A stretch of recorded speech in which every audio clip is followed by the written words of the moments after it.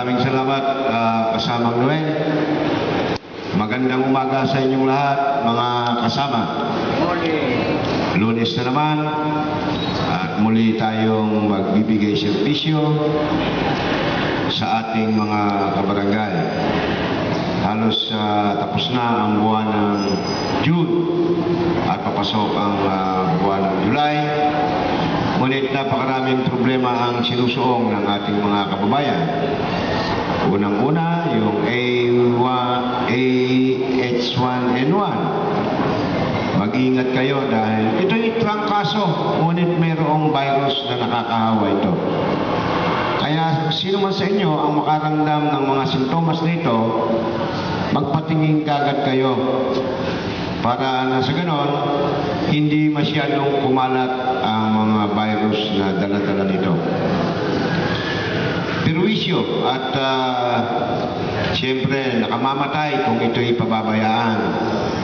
Kaya sa ngayon ay napakarami na ang nagkahawa-hawa sa mga dala ng sintomas ng sakit na ito. Kaya siguro dito sa atin, wala pa akong nabalitaan. Kaya pinag-iingat ko ang lahat. Kung makaramdam ng mga sintomas, pumunta kagad sa pinakamalapit na doktor upang ito'y maagapan at hindi ito makahawa. Sa ating team building, ito ay naka-schedule tentative sa July 17, 18 hanggang linggo. Pero ito'y original, 2 araw. Kaya ilagay nyo na sa inyong mga kalendaryo. 17, 18 July. Ito ay gaganapin sa San Marcelino, Zambales.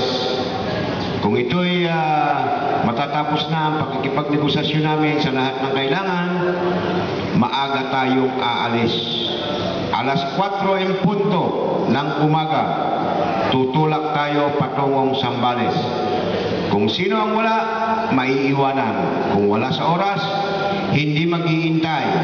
Alas 4 en punto ang magiging start ng pagtulak natin patungo sa Zambales para maaga tayong makarating at ma-enjoy natin ang lahat ng oras na ating tinakda sa 2 araw na team building. Kaya ito pa naman ay tentative, iniayos pa namin ang mga kontrata, ngunit meron na tayong date na target, meron na tayong lugar, kaya iyon ay birthday ni Kagawad Doc ay Mambiray, yung 17. Kaya doon tayo magse-celebrate ng kaarawan ni Doc. Doc, huwag ka mag-alala. Kailangan lang namin nanduroon ka at kasama mong lahat ang mga kagawad o ang mga kawani ng ating pamalaang barangay. Sa inyong lahat, mga kasama, sabi nga ni Tres, bukas, matatanggap ninyo ang inyong allowance. Pero parang allowance na nagdaan sa kamay. Pambayad utang. Mapakaraming may utang. Talagang ganyan ang buhay. Huwag niyong kakaligtaan ang mga obligasyon ninyo. Kung meron kayong mga obligasyon dapat gampanan o hindi magagampanan, kausapin lamang o magsabi doon sa mga taong inyong pinagkakautangan ng loob upang maunawaan. Huwag niyong pagtataguan. Huwag niyong pagtataguan.